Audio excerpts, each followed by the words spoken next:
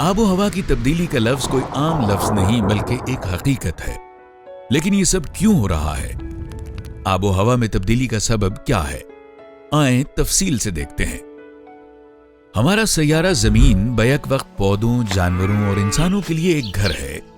जो चीज इसे जिंदगी के काबिल बनाती है वो है कार्बन डाइऑक्साइड और दूसरी ग्रीन हाउस गैसेस जो कि जिंदगी के लिए अहम हैं। ये गैसेस एक ग्रीन हाउस के अंदर शीशे की छत का किरदार अदा करती हैं।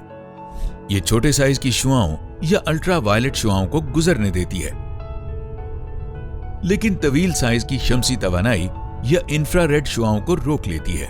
जो शमसी तवानाई इसके अंदर रह जाती है आलमी सतह दर्जा हरारत में इजाफा करती हैं। दर हकीकत अगर ग्रीन हाउस गैसेस न होती तो जमीन का औसत दर्जा हरारत 33 दर्जे सेंटीग्रेड कम होता और तमाम जमीन मुंजमद हो जाती और मुकम्मल तौर पर बर्फ से घिर जाती। सोचकर डर लगता है ना। पौधे कार्बन डाइऑक्साइड की मौजूदगी में परवान चढ़ते हैं। तकरीबन 1/4 कार्बन डाइऑक्साइड पौधों में ज़ियाई तालीफ के अमल के जरिए जज्ब होकर निशास्ता में तब्दील होती है, जो कि ज्यादातर जानदारों के लिए तवानाई का जरिया है, और वो दोबारा सांस के जरिए कार्बन डाइऑक्साइड खारिज करते हैं। ये कार्बन डाइऑक्साइड का तबादला आबो हवा को ताजा करता है और जमीन पर जिंदगी का बायस बनता है।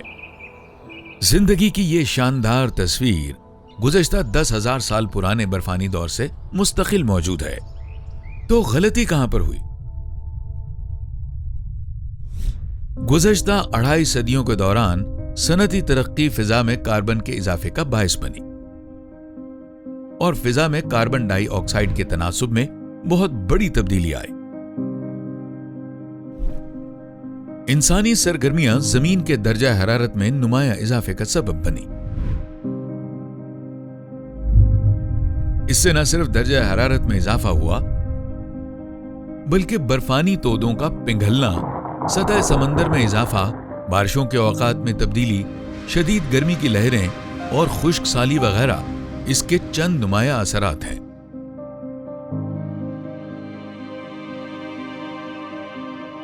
अगर हम सदी के आखिर तक 1.5 दर्जे सेंटीग्रेड से नीचे दर्जा हरारत में इजाफे को महदूद और मुस्तहकम करने का इंतजाम नहीं करते तो हमें इस निजाम और मुआशरे के लिए तबाहकुन नताइज के लिए तैयार रहना चाहिए। इन गैसेस के इखराज को हम कैसे काबू करें और आबो हवा में तब्दीली को कैसे वापस लेके जाएं?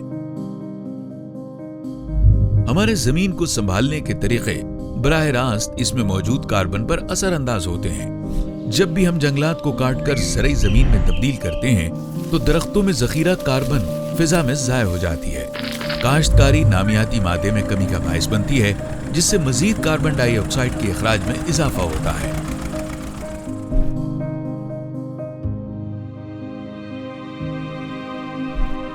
दूसरी ग्रीन हाउस गैसेस जैसे कि मीथेन और नाइट्रस ऑक्साइड फिजा में मजीद मसाइल का बायस बनती हैं। मवेशी और चावल की काश्त मेथीन में इजाफे का बायस बनते हैं, जो कि बहुत नुकसानदेह गैस है, और बढ़ता हुआ खादों का इस्तेमाल नाइट्रस ऑक्साइड के इखराज में इजाफा करता है।